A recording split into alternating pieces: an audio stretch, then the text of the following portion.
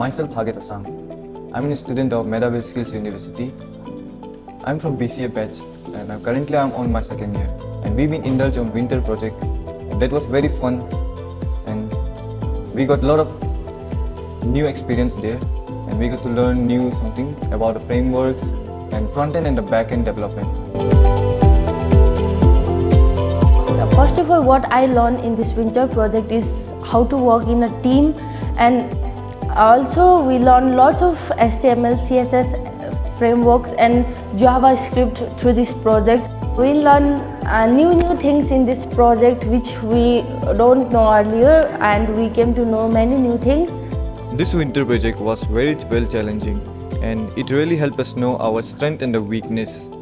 It was very challenging, but in the end we succeeded properly. Thank you.